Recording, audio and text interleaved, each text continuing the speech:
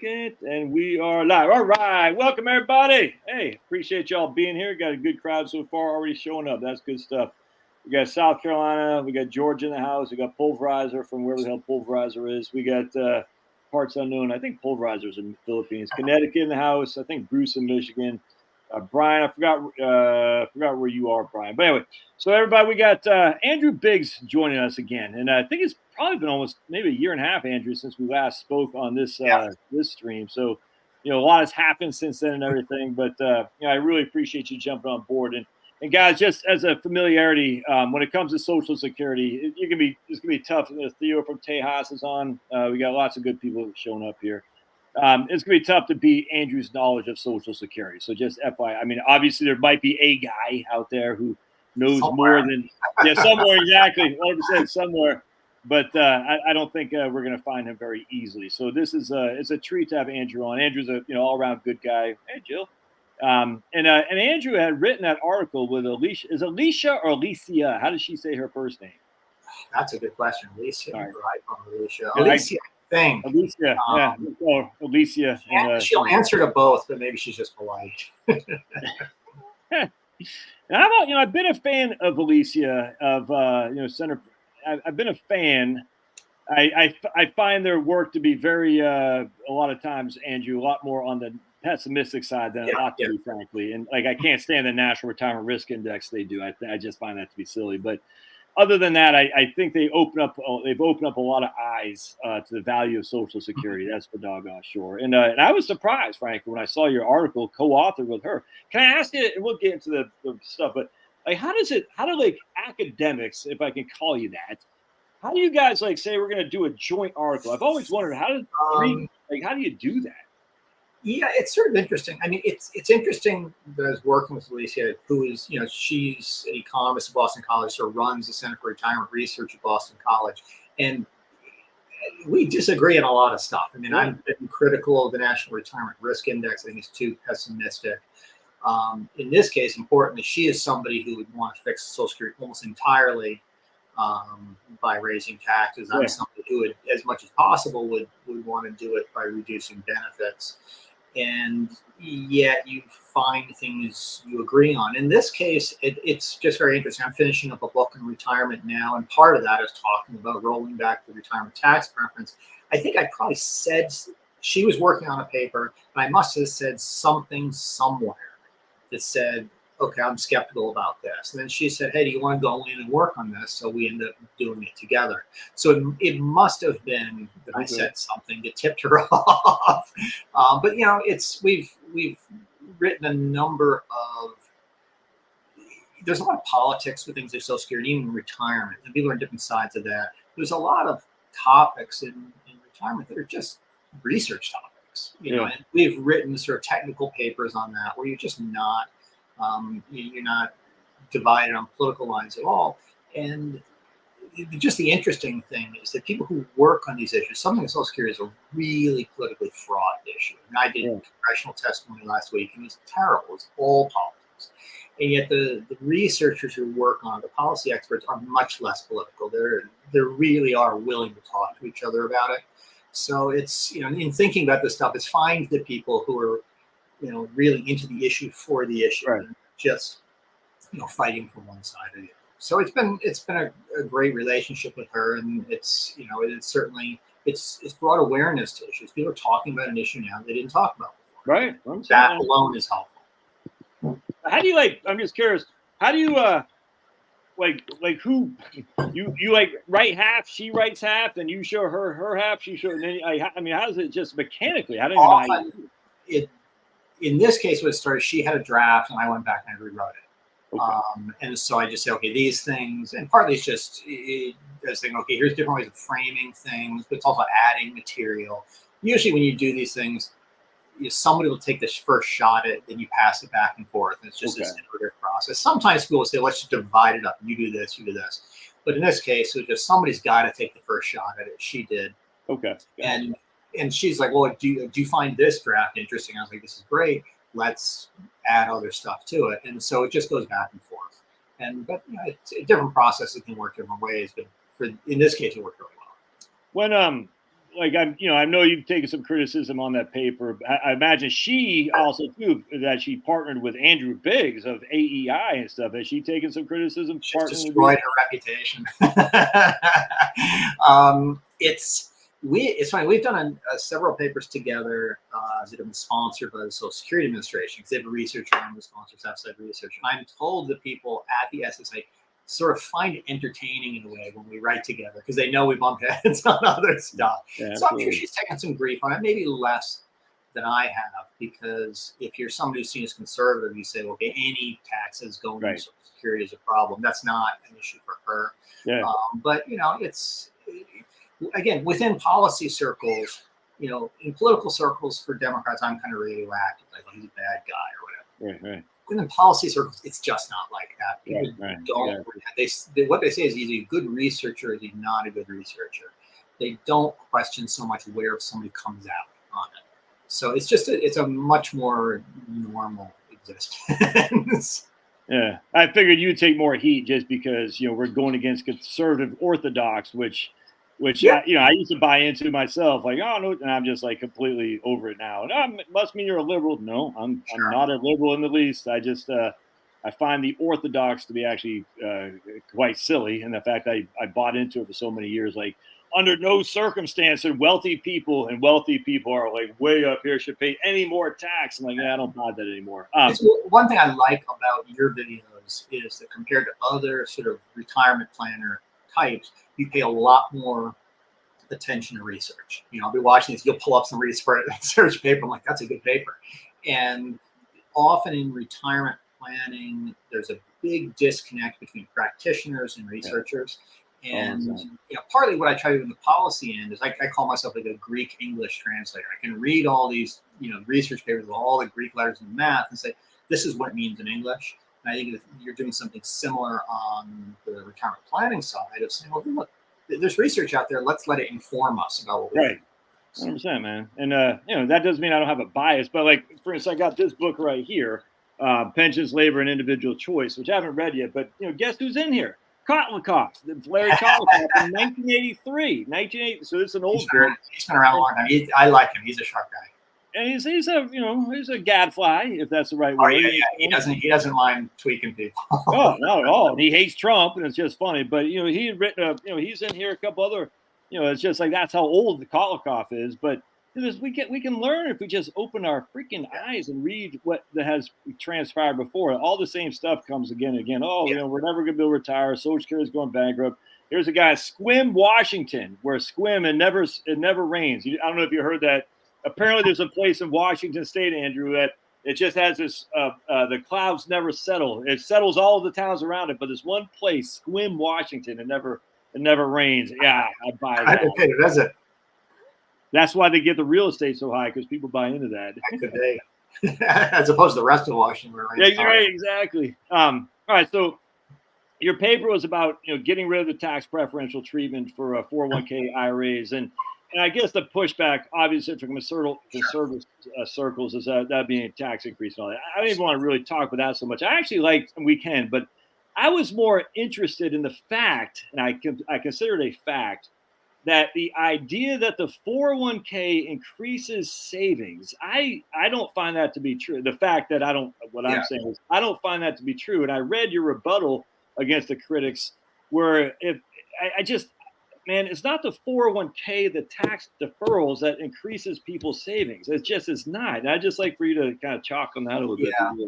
If I could start with just the Social Security part first, I think that opens people's minds. Yeah, no, by the way. If they see it, if I'm proposing something, look, it is in fact a tax increase. People say, well, how could you do that?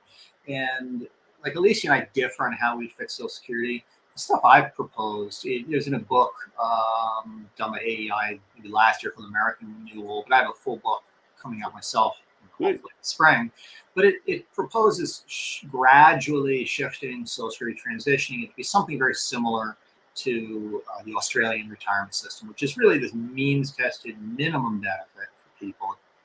You're guaranteed not to be in poverty, but on top of that, everybody is given a retirement account at work. Everybody's signed up for it. Yeah. That is something that is, in terms of cutting costs, that goes far beyond what even most conservative politicians will go for. But even if you do that, even if I got my wish list, because it has to be phased in for several decades, you're going to need extra money. And it's just, this isn't because I want to raise taxes. It's because we left this thing so late. Right. We've known since 1984 that Social Security faced this long-term funding gap, and we've done nothing. And everybody says, okay, if you wait longer, it gets harder. Hey, guess what? They were right. And so it's just I prefer to do this more on the benefit side than the tax side. Benefit reductions take a long time to phase. And so in the meantime, you need more revenues. So my take on this is if you're going to get revenues from somewhere, what is the best place to get them from? Yeah. And so it's a different kind of question than some people say, I never want to raise taxes. I'm like, okay, then figure out how you're going to fix it without doing it. My critics haven't done that. The politicians criticize me haven't done it. So that's just setting the baseline of we need to get a certain amount of revenues from somewhere. So if you're willing to accept that, then you open your mind and say, okay, how does where do you want to get it from? Do you think the conservative Inc. are they willing to accept that we need to get revenues from someplace, or I mean, what do you think? Because right now, Republican policymakers are simply in denial on Social Security. It used to be. See, I worked in the Bush White House in 2005 when he did his push for Social Security reform, and that was. I'm having a little bit hard time hearing you. You got a? Where's that mic? Can you get maybe try that right now? I'll set closer. Sorry about that. That's right. Yeah. Okay, but I worked in the Bush White House in 2005 on Social Security reform, and his thing was, okay, we're going to gradually reduce benefits for middle and high income people. And so, by doing that, you're cutting benefits, to be sure, but you can avoid tax increases. What we have now, and to be honest, this is a Trump thing, is he has said, well, I'm not going to cut tax, or I'm not going to cut benefits for anybody at any time, no matter how rich you are. I was in a congressional hearing last week, and I got criticized because I thought, if you're two top earners that retiring this year, you get $96,000 in combined Social Security. I was like, that's just way too much. Compared to other countries, Canada, Australia, UK, it's like 3 times more they're paying. But I got criticized for it. Where Republicans have a problem right now is they're just in denial, in the sense like, okay, if you don't want to raise taxes, or if you don't want to cut benefits, you got to raise taxes. You got to figure out where the money's going to come from. And Social Security's got this $22 trillion funding gap. You got to find $22 trillion, and they're just in denial. That's the stage of things. Behind closed doors, some of them will say, "Yeah, they raise taxes," but they're in kind of la la land at this point.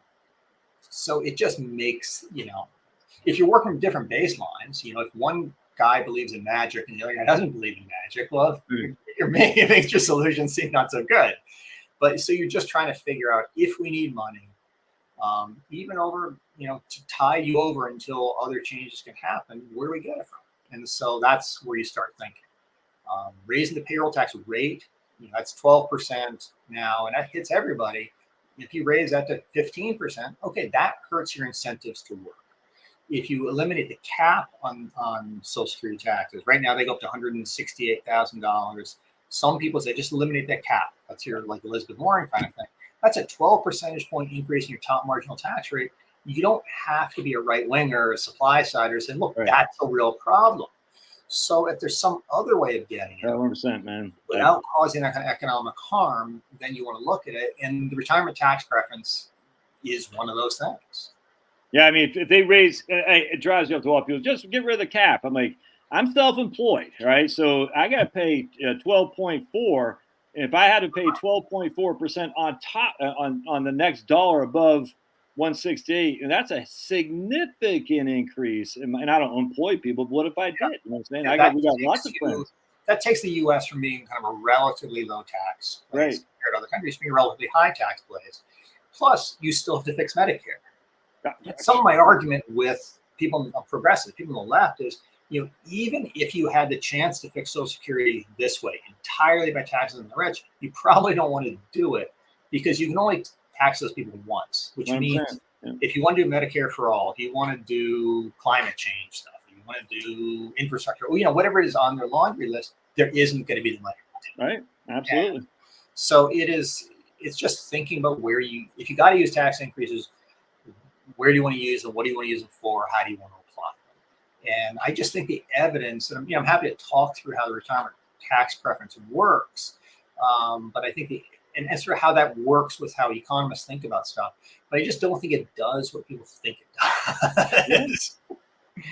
One of the criticisms we've gotten, and this comes from more tax-oriented people on the right. They say, okay, lowering taxes on savings encourages people to save more. That's good for them, good for the economy. So therefore, we should have this tax preference. Right. And it's, you listen to it like, okay, that sounds right.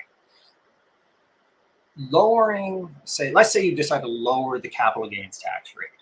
Most economists would tell you that's going to lead to higher saving because your marginal return on saving is higher. So people are going to do more of it. That means more capital for the economy, more great. And they think that's what the retirement tax preference does, but it's not what it does. What it does is if you work the math, the tax break on retirement savings, or say 401ks or IRAs, what it effectively does is it eliminates the capital gains tax on your savings. You're still paying like the income taxes, but you would have paid a capital gains tax, so you're not. So people say, well, that's great. That's able to save more. The problem is it does it on one category of savings, but leaves the capital gains tax in place for everything else. And the sorts of people who get the retirement tax preference, overwhelmingly very high income people, households making 150 grand or more, those people on average have a lot of money invested outside of their retirement plans. So everybody wants to get the tax break, it's a lot of money, but they don't have to save more in order to get it. What they can do is they can shift money from taxable accounts to tax-preferred retirement savings. They get the tax break on it, but they're not saving more. And so this is something where it's, if you had anybody with a financial planner financial planners can say, look, maximize your retirement plans because you get the tax break. So, and these are financially astute people. And so if you just work the theory on it, it doesn't say we're going to save. And I could give you permutations where actually, the economic theory says we'd save less. But the point here is you've got a theory on how this works. And then if you look at the actual research on it, researchers look at what happens to households when they start, say, participating in IRA plans. Because it's a nice experiment. In the early 80s, these were opened up and people joined. Right. And they could track the household's spending. They could also track households' assets. And what they find is that households, as they joined IRA plans, didn't spend less. So the consumption didn't go down, and that also means their saving didn't go up. What happened was the contributions to the IRA plan consisted of mostly either transfers from other taxable accounts, or they were funded out of essentially the tax break they got on the IRA. So net savings didn't change. And that sort of experiment, that kind of analysis has been done in places like the United Kingdom, Denmark, Spain, Italy. And you'll find the same result in all these places because it's what you should do. I mean, it's just, if you presented me this choice, that's what I would do. I don't necessarily want to save more, but I do want to pay lower taxes, so I can do it. And so some of the critics they're using this way oversimplified economic model of what's actually going on here. And there are some contrary studies, but people say, well, look, we've got evidence that 401ks increase saving. And I completely agree. I mean, my bread and butter is saying the 401k system has worked pretty well, but it's not the tax preference that's doing it. Exactly. It's not the tax preference. So keep going. Exactly. And one way to think about this is you look at how many people save for retirement IRAs. Answer very, very few. IRAs they're simply a rollover vehicle. Yep, absolutely. Versus how many people save in 401ks and how much they save. For the typical person, an IRA and a 401k have the same tax treatment because most people are not paying that much in. So if so many more people are saving in 401ks, the tax preference isn't the one thing doing. It's the fact you've got it at work, so it's easy. You don't have to go pick some, Fidelity or Vanguard or whatever. They make the paperwork easy. They can set up an automatic default contribution rate. You don't have to decide how to invest it because they'll default on that. And so that drives up participation.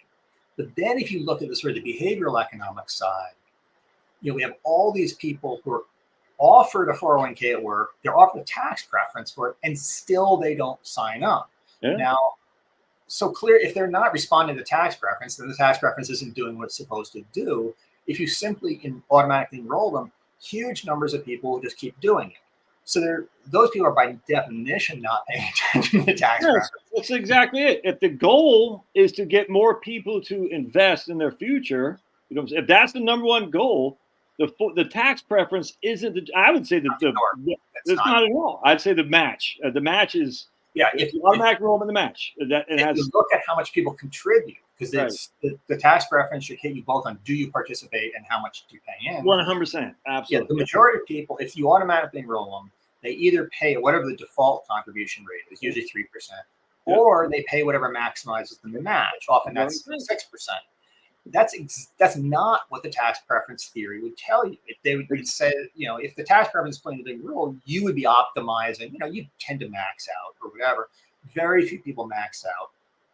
That was that study that Vanguard did, Andrew, and how many people actually contributed max when at the catch-ups, like 16% or something like that, and they're all rich people. Is that if you look at who maxes out, it's like 1 in 6 basically. So you just look at this and you're saying, okay, the tax preference isn't doing very much. It's all these institutions are doing it, and Alicia and I, when we didn't just say roll back the tax preference, do nothing else, we said, look, we've got examples. The UK is a great example where they have this system. If you're not offered a retirement plan at work, they have these supplementary accounts, and you just get automatically enrolled. Their participation rate for private sector retirement plans in the course of 10 years went from a little over 40% to something like 84%. Whoa. Wow. And the tax preference didn't change. And so you offer the account, you sign them up for the account, and most people are going to stay in it. And if the tax preference were like chump change, a little bit of money, who cares? Right. But if you've got enough money sitting there so that it's, really almost enough to fix Social Security on its own, to be honest, but it's certainly enough to buy you time for other changes to come in, you're just leaving money on the table, because it is neither doing a lot to encourage total retirement savings, nor is it really helping people. Let's say the retirement tax preference didn't really raise savings, but it all went to low-income people who might be in retirement. I got one sitting outside my office door. But if it flowed to low-income people, you might say, look, it's not doing what we want it to do by inducing more savings, but it's still helping low-income people. But really, it's going overwhelmingly to high-income people. Exactly. They're the ones who have the money to invest. And think about it. If what it's doing is effectively exempting you from the capital gains tax, I think this year a couple earning or if income's below like 94,000 or something doesn't even pay the capital gains tax. So it's that's on taxable income. That's why I've been on gross. I mean, you're offering incentive. The way we put it in one piece is like you're sort of bribing people to do something they would do anyway, which is rich people. They're going to save regardless, and you're giving it to people who just don't need it. And when I say they don't need it, I'm not doing a class warfare kind of thing. Right. I'm just saying if you're trying to improve retirement security, an ineffective incentive given to people who are literally the richest retirees on earth. I mean, it's the median U.S. retiree has the highest disposable income in the world. We go like OECD data. Our rich retirees are better off than that. I mean, they're crazy rich. And if to maintain all these preferences, I've got to raise taxes some crazy way, and people, it just doesn't make sense to me. So I see this as, I've been attacked by people on the right on this. I see this as a good thing for people on the right because it's an alternative to raising your top marginal rate by 12 percentage points, which really is an economic problem. So I see that's good news, but it's also politically astute too, is that most people, the vast majority of people, regardless of if I was in the Senate, I would have not, signed on to FDR's crap. You know what I'm saying? I mean, the NRA, the triple, all that stuff. But I wasn't, and it is here. So us right wingers and libertarians can say, "Oh, all right, I get all that." But we're dealing in reality. but we need voters. And the voters, Trump's base isn't the uber wealthy, the middle class and working, the small business owners and lower middle class are our base, which predominantly rely on Social Security. And so this is a good fix that's politically astute. And I don't understand why the Republicans can't get it through their stupid heads and say, like Trump, now he said it in a way that I probably wouldn't have said it, but say, hey, we're not going to reduce your benefits, but we still got to get money in there. How are we going to do this? Exactly. It's one of those things. It's like if you talk to people about fixing Social Security or Medicare or whatever, and you say, look, we can raise taxes or cut spending. They'll say, well, why don't we, or cut benefits? They'll say, why don't we just cut wasteful spending? I'm like, all right, this is wasteful spending. It's not doing what you want it to do. It's not helping people who need help. So it's, if you want to say wasteful spending, this is it. And you can look at other. I mean, there's all sorts of other tax expenditures that don't really do much either. But this is tightly focused on retirement. So exactly. Thematically, they go together. So it's, part of the problem is that the economic. Going mobile to let my dog out. If you wonder what I'm doing here, Andrew. I got knuckleheads that. But so the economics are a little tricky. So it takes some time to explain to people. They really don't understand how you could have tax incentive to save without it increasing savings. That's a tough thing for people to get over because we're used to the idea people respond to incentives. It's just the way some of these people portray it is way oversimplified. And so I get this criticism from people who are tax people who think in these very theoretical ways. I come at it, and I know the tax stuff, but I come at it from the retirement part. We were really thinking how the components play against each other. Well, in your paper, you said that this would go. I think you said it would go. I almost want to say 80% towards the funding gap of Social Security if this were to happen. I can't remember the exact amount, but it seems like I have 80% or something like that on my mind. I'm like, and that is huge. That is huge. I mean, I know there would be a tax increase on the wealthier. They would pay more tax today. That's a fact. But at the end of the day, is that what the whole preference was to begin with, is to get the wealthier people to have more money tax deferred? And the answer is unequivocally not. Social Security was to keep people out of poverty. And I just, but I think you said it was like a significant win for Social Security in terms of funding. Do you remember what you said? I can't give an exact number. It is upwards of 70%, and perhaps significantly upwards. Yeah. Because if you stop, if you go to the Treasury Department, the Congressional Budget Office, they'll tell you the sort of the net cost of the retirement tax preference this year is around $185 billion, or a little less than 1% of GDP. That number is the net of how much do we give up in taxes today when you contribute, minus the present value of the future taxes we're going to collect when you retire. Exactly. So that's a net present cost.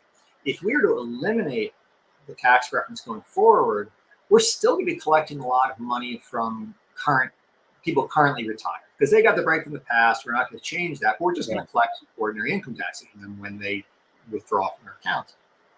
We're not going to be giving up that money in the tax break going forward. So it's the initial savings will be a lot more than $185 billion. It might be twice that. So, but it's a lot of money.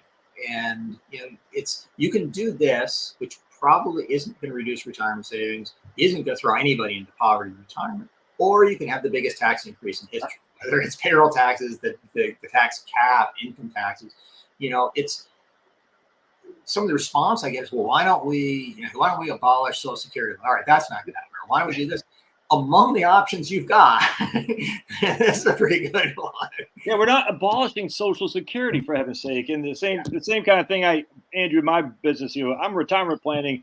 I'm not planning on any Social Security. I said, okay, what are you going to do about health insurance? Well, I'm going to Medicare. I'm like, okay, I get it. So Social Security is dead, but Medicare is in good shape then, huh? So, I mean, come on. It's just we're dealing with like silliness across the board.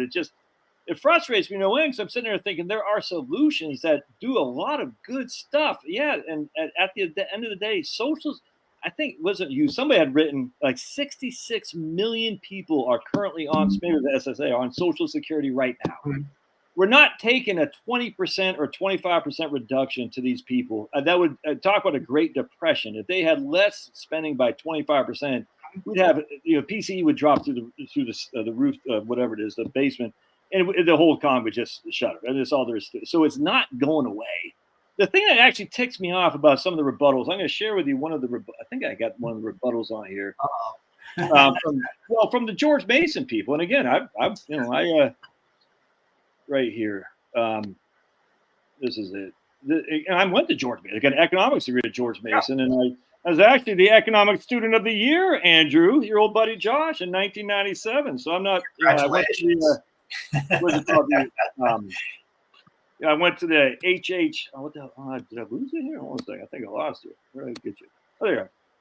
I went to the they used to have a member of the Institute for Humane Studies at George Mason. Yeah, that's now the Mercatus, I think, I guess. But anyway, what I didn't like about these guys, and I'm a fan of Veronique by and large. I think there's some areas I'm not a fan on when it comes to certain things that go into somebody's belly or arm, if you know what I'm saying. But I don't know these other two.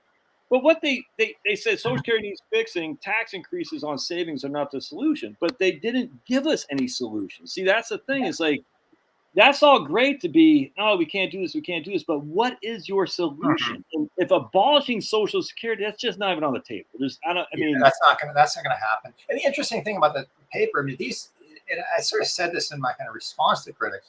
Sometimes you get criticized by people who you think are either stupid or they're just ill-willed. They're being political. Right.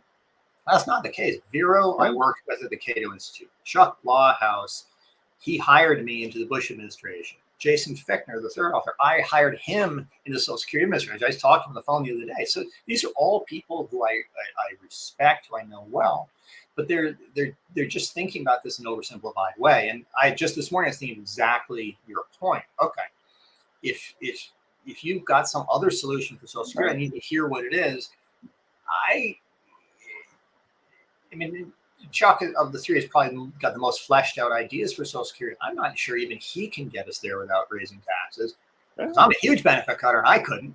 So it's quite. So this is the way I put it to people: is say for my plan for Social Security, which is on the far end of limiting benefits, for the next 30 years, I need an amount equal about 1% of GDP to make up the gap, unless you're going to cut benefits even before that. What I said to them is, I need 1% of GDP. I've got a way to get it by rolling back the tax preference. You find me 1% of GDP in some better way. And you never get an answer to that. And but the reality is, unless you got some magic, we're going to need some money. And so I just think raising the payroll tax, I mean, that discourages people from working. And guess what? We want people to work. If you eliminate the cap, that 12 percentage point increase, there's huge incentives to hide money. Everybody's going to be doing some sort of S corp or something. Man, everyone's going to. I mean, I could not agree with that more. It's funny you said that. That's. Oh my goodness. You want a dog? I can drive to Oregon and give you a dog. So this guy can't make up his mind if he wants to go in and out. Do you have pets, Andrew? I can't. He is outside my office door now looking in, and I was tempted to let him in, but as soon as I let him in, he's going to want to go back out. Yeah, well, same thing. Oh, there he is. But the interesting thing is if I didn't even think about that. Like if you raise a payroll tax or you get rid of the cap, which none of the right wingers are going to want to do because they're against any kind of raising of the tax.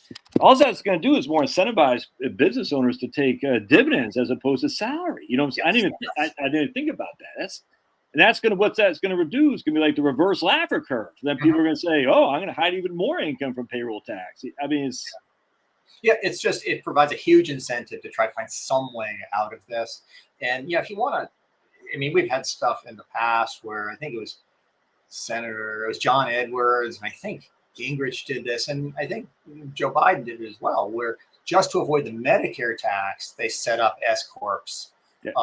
And that's at the time that was like a 3% tax. Okay, add 12 percentage points to that and see what people do. Of course, they're going to hide the money. And it's just, if you look at these, I mean, there was a scandal 3 or 4 years ago where all these super rich people were taking money like the Cayman Islands or something like that. And when this all came out, they found out where most of this money was coming from, not the United States, which was relatively low taxes on the rich. It was all like Scandinavian stuff. Right. People were working overtime to find a way to hide their money. And that's just not good for anyone. So you want to, I mean, there's a saying of this, taxation is just trying to get as many feathers out of the check in with a little squawking as possible. Yeah, 100%. And this is, you're never gonna have no squawking, but really the evidence and the theory tell you if you roll back the retirement tax preference, you're not hurting people's incentive to work. You're actually making it higher. 100%. And you're not throwing people into poverty in old age. Now, given the terrible choices we face on this, that's a pretty good one. So it's the I actually like one of your options was, I think you said like $10,000. I can't remember what it was. We'll give a tax preference on the first 10 or something like that, and then after that it's no tax. I actually thought that was pretty cool because that says, hey, even lower earners can get a tax preference. And I actually think most lower earners should not take any tax preference. I think they should do all Roth IRAs anyway. But that was a pretty good idea too. That way it gives you. I was thinking. I mean, this is sort of an evolving thing. As people raise objections, you start working through it. And one of the better objections to our argument is that they'll say the tax preference doesn't really encourage people to save. They say it's really attractive to rich people. Yeah. And in response, employers start retirement plans so their rich employees can access it. Yeah. But by extension, that makes 401ks available not just to the rich, but to middle and low income people because you have these sort of non-discrimination rules from the rest of them. And so the argument is you're not really increasing retirement savings, you're increasing access to retirement plans. And we did some statistical tests on that. I'm not sure at all on that. And they're, again, think of this UK example where they just throw offer plans. There's a way around it. The issue, though, of capping the contribution is if you think coverage by retirement plans, employers are offering retirement plans because of this great tax break for the rich, taking it away from the rich is going to hurt that incentive. So it's one of those things where you're sort of in a box. No, I see what you're saying. Yeah, there'll be less incentive to have a 401k to begin with. Yeah, and that's the logic. I'm not saying necessarily agree with it. I'm just saying if that's your argument, then that's your argument. So at the end of the day, I just think we just need to find a way to offer everybody a retirement plan. There is actually legislation in Congress now. It's bipartisan. We're just going to offer this stuff. We're going to, if your employer doesn't offer it, we'll give you something similar to the thrift savings plan that federal workers have. Oh, interesting. This isn't rocket science. The U.S. is a weird country in the sense. I lived in I lived in Ireland and the UK for a long time, and which is similar to us, but a little bit different.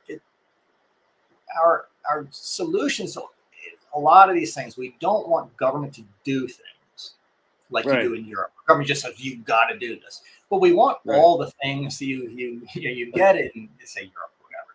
So we use tax incentives. I mean, think of the tax preference for employer-sponsored healthcare. That's so your employer offers your healthcare. It's even more expensive than the retirement tax preference.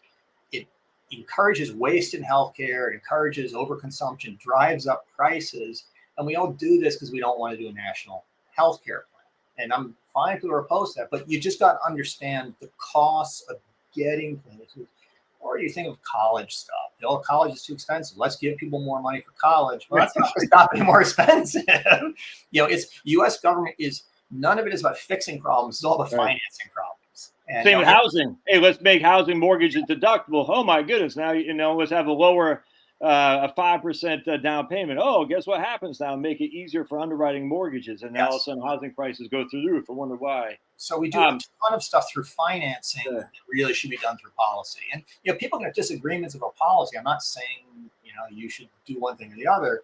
I'm just saying these ways of getting places through these tax incentives is incredibly expensive. I mean, if you got rid of the retirement tax incentive and the tax break for employer-sponsored healthcare, your Social Security and Medicare problems are basically gone. That is enough money to fix those programs, which means it's enough money that you don't face a long-term budget deficit. And you don't have reductions, and you don't have to have. What you said is something else in an article too about. I had never thought about this either, Andrew. This is why everyone needs to read Andrew over at the American Enterprise Institute. You said I never thought about this, but the employer contributions to the 401k is not subject to FICA tax or payroll tax. You know what I'm saying? So as like where our money is, so we make $100,000, we pay $70,650 and OASDI and the FICA tax, all that stuff. but then we still got to pay tax. But then we put 10,000 into a 401k. We're only paying income tax on the 90,000, but we're paying FICA on the 100,000. Employer, on the other hand, that 10,000 they contribute is not subject to FICA tax. I thought that was very, very interesting. It's so what goes on there is if you think back to the 1983 Social Security reforms, those are the reforms that said, okay, half your Social Security benefits will be subject to income tax. Yeah. You're above a certain limit.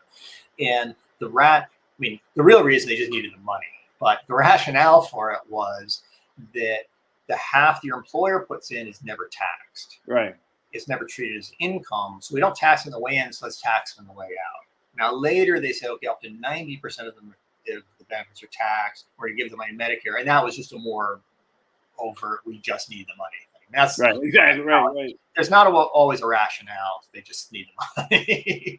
Well, that same thing is going to happen again. See, this is what's, again, frustrating me is we know this is coming, or the buzzsaw is coming closer to us every single day. And the Republicans have, John Larson's, I don't know if you've seen his 2100 Act. What's your thoughts on that, by the way? Anything jump out? It doesn't fix Social Security 100% with taxes. It fixes it by more than 100% because it gives across the board benefit increases. Yeah. And I guess 2 points on something like that is it's very popular among progressive Democrats. Yeah. But it is giving more money to the richest retirees on earth. I'm fine giving more money to low-income retirees. I think we need to do more on poverty and old age. I've proposed that. But again, the median U.S. retiree has the highest disposable income on earth. Our rich retirees are even richer. Why are we doing this? But here's the political rub on this is, Larson's been proposing this plan for 10 years. In the beginning of the Biden administration, they had control over the House, the Senate, and the White House. And Larson's like, okay, now's our time. We're going to pass this out of the Ways and Means Committee, pass on the floor of the House, Senate going. It never even got out of committee, even though he's a senior guy on that committee. Right. And what that tells you is that if you ask any Democratic member of Congress how to fix Social Security, they'll tell you 100% tax increases. Right. They know, though, that that's not very popular. And they also know that if you pass that, it precludes all these other things they want to do. So Republicans are in a fix because they're all delusional about, well, we don't want to cut your benefits, don't want to raise your taxes. And it's at some point you got to think, 2 + 2 = 4 or something. But the Democrats have the same problem. They're happy to propose a solution, but even they know it's unpopular and it destroys the rest of their agenda. They have the ghost of Walter Mondale still haunting them. You know what I'm saying? You remember Mondale? Like, I will raise your taxes. And Mondale went on to lose 49 seats. 49 these guys aren't. It's like a Nixon thing, watch what I do, not what I say. Yeah. And they, sometimes what comes out of politicians' mouths is very one-sided. It sounds kind of extreme. At the end of the day, though, they sort of know what's going on. I mean, if you're some senator from Connecticut, you got a lot of guys in Connecticut running hedge funds, and you whack them with higher taxes, they're going down to Florida or something. They're not completely unrealistic, but they're also not willing to come together and reach any sort of consensus. I think they'll just turn it over to a blue ribbon commission. They'll have John Kerry and I don't know Trent Lott, and they'll say we'll do whatever these guys say. I think that's ultimately what will happen, or what do you think? Those things get some mockery. I was on the staff of a commission President Bush put together in 2001. And people make fun of it because they have these commissions and nobody, nothing happens. But it's like selling your house. You only got to succeed once. So if it works once, that's great. Right. But these commissions are an admission that our governmental system, our political system, isn't capable of running the biggest programs that we run. I mean, it's the analogy is like if McDonald's said, "Oh, we don't have to make hamburgers." Right.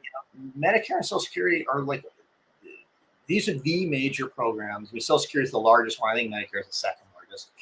And Congress is saying we can't fix this stuff. Yeah. And I understand sort of why they're right. They can't fix it. But it's really sort of a sad commentary that we have to outsource policymaking in our largest government programs. Nevertheless, if you want to get them fixed, that may be how you have to do it. Is there any, so you did a congressional test? Did you go to D.C. and do a House, Senate office building? Senate. I was nominated by President Biden for what's called the Social Security Advisory Board. And have to be confirmed by the Senate. And it was the advisory board is it's sort of a technical advisory panel. We don't do anything political, but still, I probably will not get confirmed. They didn't vote. I probably won't get confirmed because it came down to Elizabeth Warren saying, "Do you want to raise the payroll tax?" And I'm like, "No, I don't." And she's got a litmus test that Franklin Roosevelt couldn't have passed. So if they don't want to do it, that's fine. I got plenty of other stuff to do in my life. But it just shows how even these things which are designed, like there's a requirement for the Social Security Advisory Board, you have people from different parties who get different points of views, and yet people in Congress cannot countenance that these days. It's just how toxic and dysfunctional our political atmosphere has gotten. From a political perspective, and obviously AEI is knee deep in I get all that, but other than from the right, has you got any positive stuff on your proposal that was surprising to you? I mean, I have not been criticized from the left on it, I'll say that. Right. I think this confuses some of these people. I mean, going into this hearing in DC last week, the senators was literally reading off hit pieces from left-wing activist groups. He's a terrible person, blah, blah, blah. And I put forward something that is essentially, from their point of view, a tax increase in the rich. Right. I just think they don't know how to deal with it because they're not, a lot of these guys don't know how to deal with the subtlety of he's doing something because he thinks it's good policy versus he's doing something for political reasons. Activists don't do stuff for policy reasons. They have their point of view and they just always push it. Policy people, they have their preferences and their biases. I lean right. It's just kind of how I am. But their minds can be changed. And so that's the difference between an activist and a researcher. A researcher's mind can be changed, and activists really can't. Now, activists, they live through the act. I mean, that's why we'll never get rid of racism. That's what they do. More power to them. They're doing a job, and that's fine. But if the activists, like when I started, the first time I testified on the Hill on Social Security was, 20 years, a little over that ago. And at that time, you'd have somebody like me, and you'd have somebody on the left who is equally smart or smarter than me, real solid policy people. And they disagree and they have fights or whatever, but it's based on numbers and facts. Right. Absolutely. If you testify now, last several times I've done it, it'll be me. And look, I'm a policy person, but then like 7 activists, people who don't even claim to be policy experts. They're just like, well, we're pushing for this, we're pushing for this. And I'm not saying activists shouldn't be listened to. You don't build your policy on what some activist tells you because they literally don't know very much. Well, it's like the stupid, the green energy transition. I mean, these activists don't know their freaking head from the hole in the ground. They just don't. They have no idea. Find an expert. And there's plenty of experts, say, on climate who think we need to do more on climate change. They're not thin on the ground.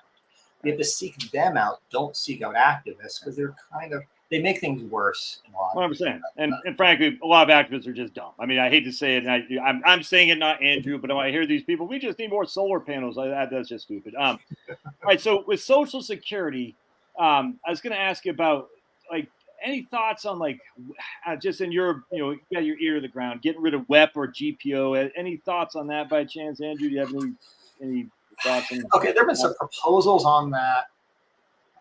It's the first time the WEP and GPO are as a windfall elimination provision, the government pension offset, and they apply to people who get benefits from state and local government pension systems where the employees of those systems don't participate in Social Security. And so it is those things. And so if you're getting benefits from those systems, your Social Security benefits can be reduced. And people, not surprisingly, they get very, very upset about it. I remember the first time I talked to someone on the phone about it, it was like 2001, and the woman ended up crying. I'm like, yeah, maybe better find a way of framing things. But here's the issue. Social Security is a progressive system. If you're the poorest quintile of the population, Social Security is replacing 80% of your pre-retirement earnings. If you're the richest, it replaces 25%, something like that. When you have, and it's based on your lifetime earnings, your benefit, you've talked about this, you got to index your earnings, run it through the formula and all that.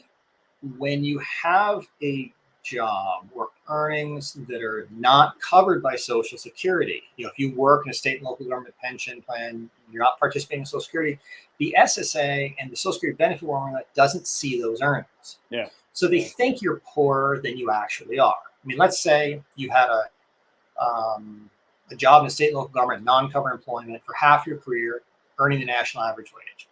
Then you had the other half of your career in a Social Security covered job, also earning the national average wage.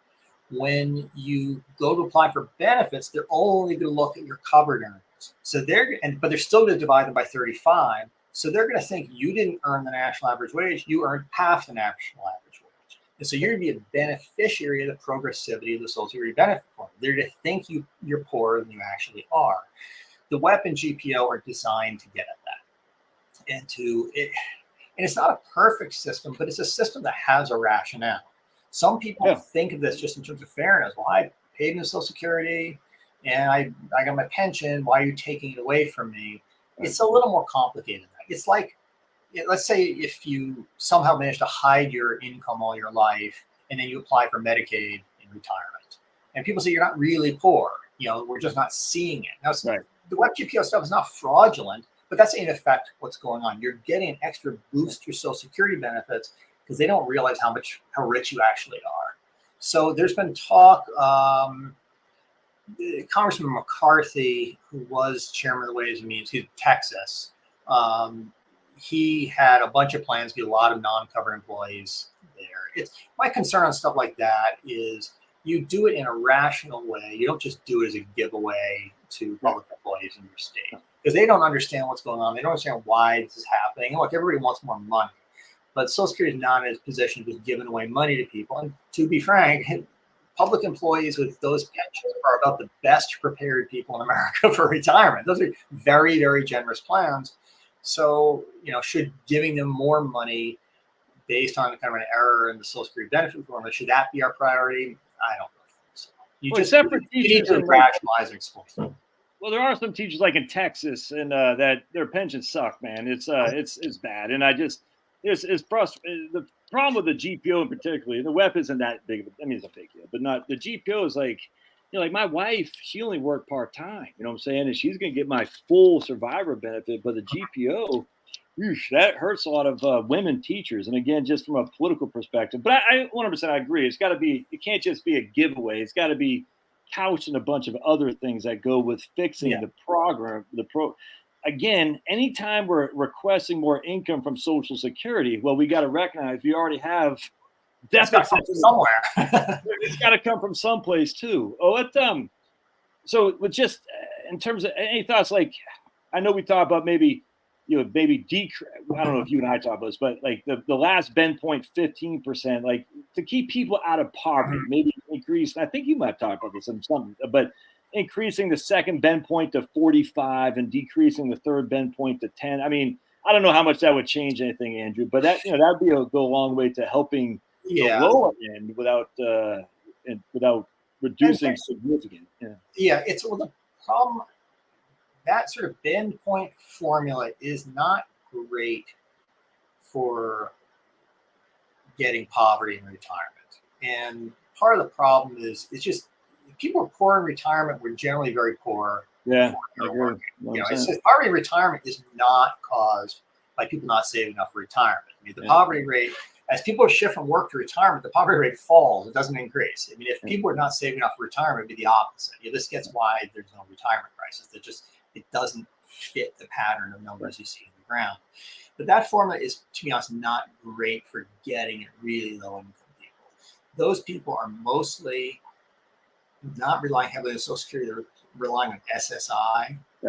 Supplemental security income is this means tested benefit. SSA, Social Security administers it, but it's not payroll tax finance, not trust fund or whatever. I've just argued, you just increase. What I've argued for is a flat benefit for everybody, basically. It takes time to get there. You don't you're not just pulling the rug off from people. But if you look at places like the UK, is that what they do? They say $3,000 a month for everybody, whatever it is. You know what I'm saying? It's just a flat benefit. You get it. And what that says is nobody's going to retire into poverty. But if you want, for income replacement purposes, I want to replace my previous income, then middle and high income people, they save to do that. So you're dividing the job in half.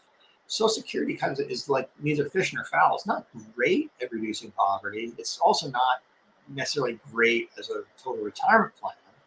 And so we just need to rethink this stuff. And the reason I look at other sort of what we call Anglo countries is if you say, okay, look, this is what's happening in France. People like, but France is just a completely different place. Yeah, absolutely. Canada's not. I mean, it's, you know, if you look at Canada, I mean, their maximum Social Security benefit is less than half of what ours is.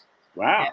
And you know, people survive in Canada. It's just they just don't give it to rich people. But their equivalent of SSI, this sort of means tested benefit to help the very poor, that's better than us. And so if you can get better poverty protections at lower cost, why not do it? It's, you know, I mean, there are some incentive effects, but to be honest, the people who are really at the bottom in terms of retirement incomes, they're not, their day-to-day lives aren't like your and mine. They're very sporadic labor force attachment. Most of them are not going to be working in jobs that offer 401ks. Zero of them have financial planners. It's just it literally is a different world. It's hand to mouth is not quite the right phrase, but they are really worried about putting food on the table. Yeah, so your reducer incentive to save for retirement, like none of them are saying. No, that's the whole thing. It's like we need everybody to have how about what do you argue? How's your argument against the same naysayers about if we just use funded Social Security with general revenue, it's basically a welfare program? I see that doesn't fly for me either because we're still paying a tax into it, a significant tax. Well, that's my argument. So it's not. I mean, we're still paying it. It might not be earned. I guess some of this pushback, but in this came like in the Mercatus paper, they made this argument. Well, if you fund it with this money that's not payroll taxes, and they say, it's off to the races with the raised benefits. The thing is, if you look at countries that do this, they'll have lower benefits than us, not higher.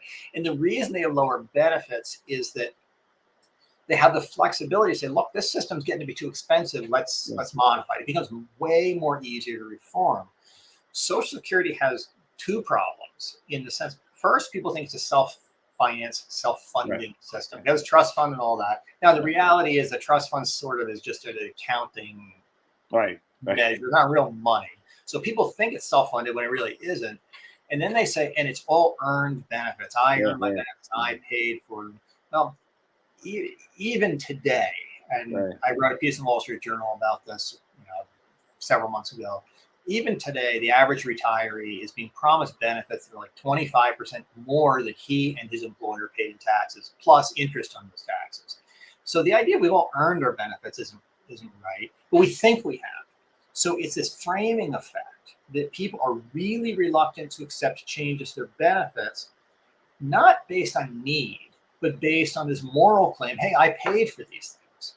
And then, so that makes it really much harder to reform these benefits.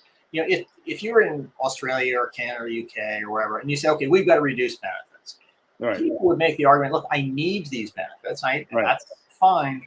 But they're not necessarily going to make the argument that I deserve these benefits because they understand that this is sort of a welfare program, but sort of is.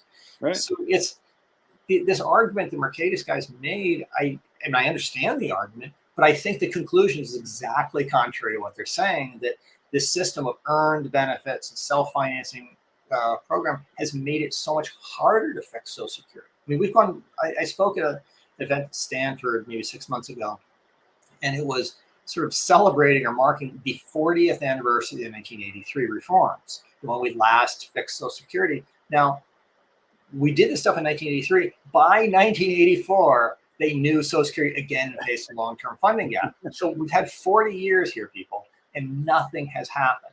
And nothing. That's because it's full structure. And so it really is, with a lot of these things, look around the world and see what works. Yeah.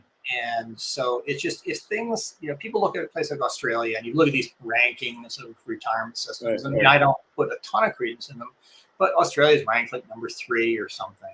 So if you can have the number 3 retirement system in the world with 0% poverty in old age at half the cost of Social Security, why not do it?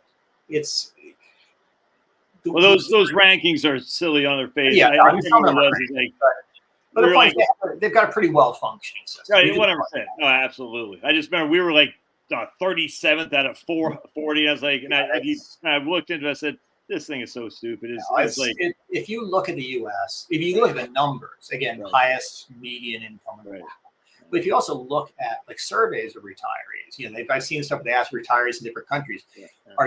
How well are you able to maintain your pre-retirement standard of living? That's the key threshold question. U.S., UK, Netherlands, places like that are top, and those are ones that have strong private savings. People criticize them, but that's how they do it. The bottom is like France, Germany. I mean, the French are the worst. Like 15% of them say they're satisfied, and Americans way higher. So it's, some of these rankings are like, well, we rank your retirement system based on biodiversity. I mean, it's stupid.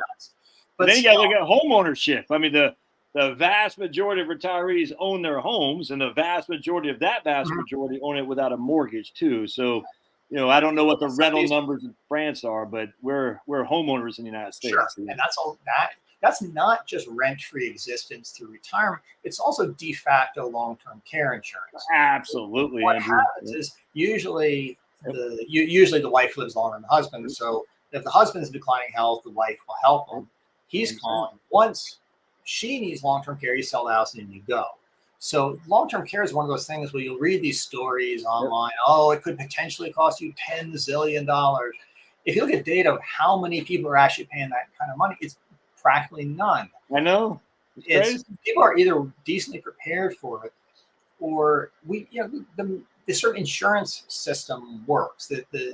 The small number of households who pay a ton for long-term care are by and large households who can afford to pay a lot for long-term care. I'm not saying it's a perfect system, but the idea is, if you look at like bankruptcy rates, if our retirement system didn't work, you'd see bankruptcy rates rising in retirement. People run out of money. Oh, actually, they're falling. It's all this stuff is just contrary to the narrative. So it's a fascinating issue to work on as a researcher. Well, speaking of Elizabeth Warren, she had written I can't remember, a piece or something like that, basically saying 50% of bankruptcies are caused by healthcare. And there's a lady, Gail Harriet, I think is her name, from UCD or something like that.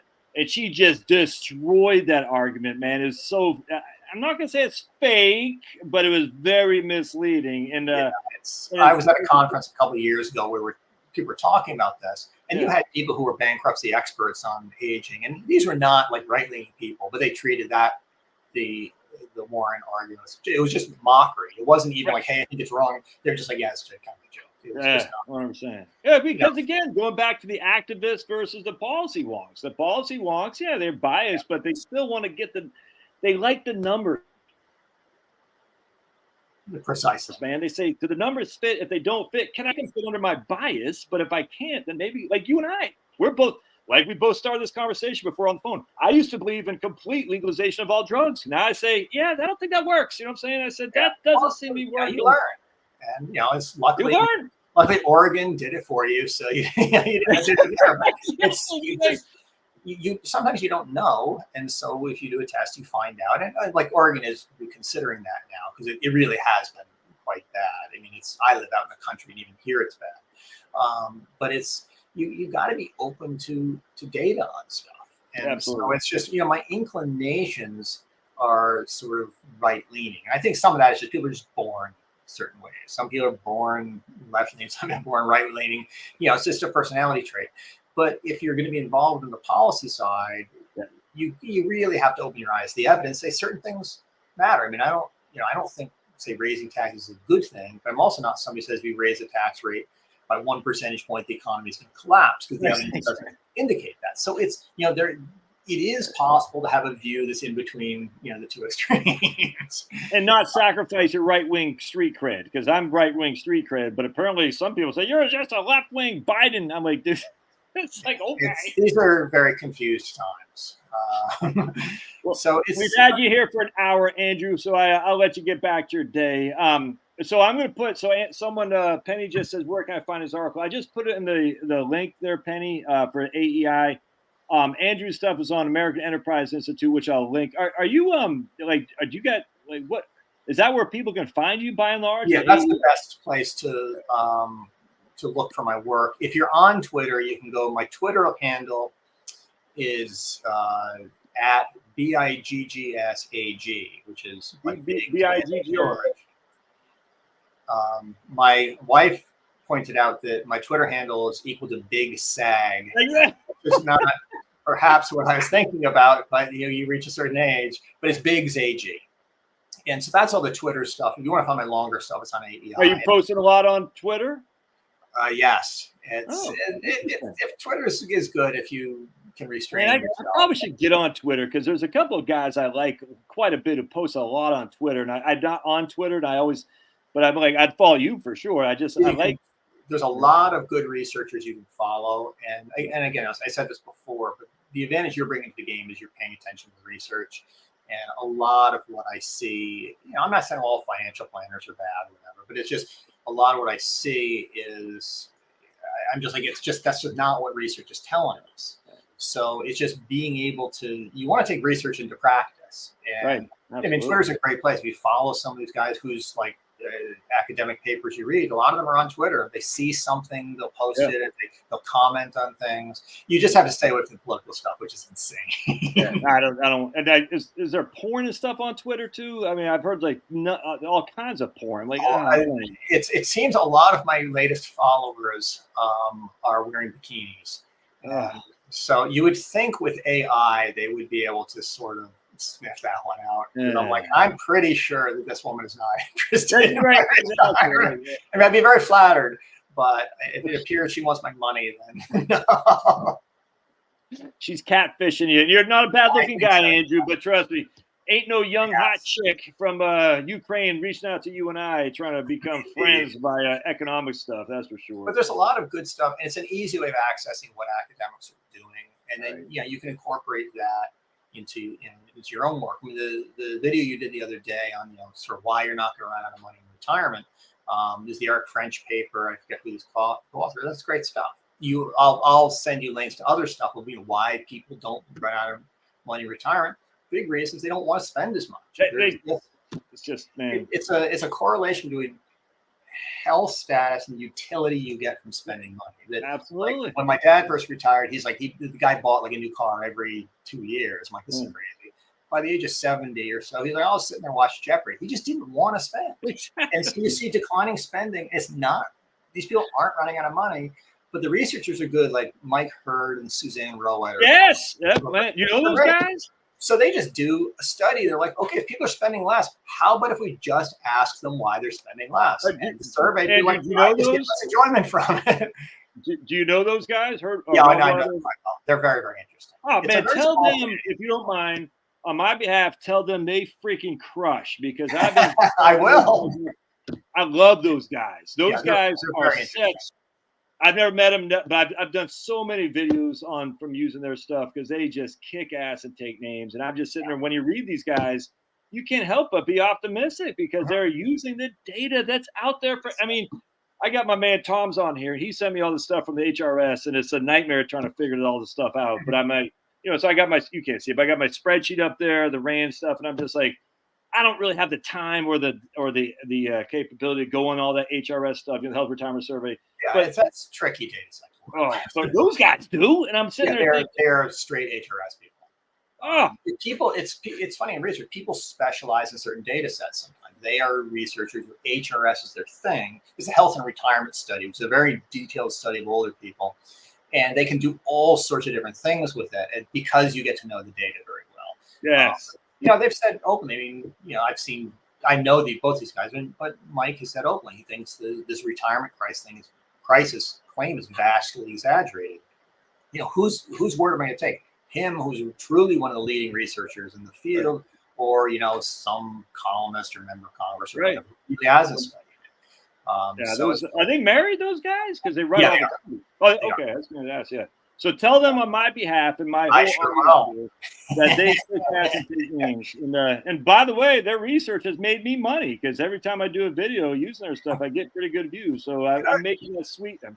Well, they might ask for a kickback on that, but it's one thing I find, because I'm sort of in between these different worlds. I'll work with people on Capitol Hill. I'll write for the Wall Street Journal. I'll also attend and present at academic conferences. Right. And sometimes these really heavy duty researchers, they like it when people are paying attention to what they do. I mean, you would think they'd be like, oh, this guy's writing for the newspaper, he's not great. They're so good to me because they like their ideas to get out there. They want to help the world, believe it or not. And they're doing that. And you are too, Andrew. I get emails continue. I'm going to toot my horn. I don't mean to, but saying, "Oh man, Josh, you gave me." Remember how you said you tried? You're like translating Greek for capital, whatever. I get that stuff all the time. Like then I read your stuff or I watched your stuff and I said, "Oh, I can do this." And it's not from me. It's just I take stuff from you, from those guys, or I'll hate to say it, I like Alicia Munell, but that retirement risk index is not smart. I'm just like, I'll just analyze that, and people say, "Man, you don't know what you've done for me." And I'm like, it makes me feel good, but it's on the backs of people like you who are doing the grunt work to prove that this isn't, it can be done. And in fact, you're like Isaac Newton. You stand on the shoulder of giants. 100%. Absolutely. And anyway, those guys, all right, I'll let you get out of here. I really appreciate it, man. You're crushing, Andrew. You got some articles that come to your mind, send them to me, man. I'm always looking for good content. And it doesn't always have to be in agreement with me or you. Just if something looks of interest to you, Andrew, I guarantee it looks of interest to me. So I'm very happy to do it. Send it to me, man. All right. Well, thanks to you, thanks Josh, and thanks to your viewers. You always appreciate people taking the time to pay attention to what you're doing. And they're all saying Pulverizer, who I bash on all the time because he likes Pink Floyd. He says, Andrew, you're the man. All right. And Pulverizer is not a bot, so he's not some Ukrainian girl in a bikini. But a lot of these guys on my channel. I play the guitar, and I was just playing some Floyd yesterday. So Pulverizer and I are on the same page. Gotta go now then. Oh, my goodness. All right. That's right. See you, Andrew. God bless, man. See you. Have a good one.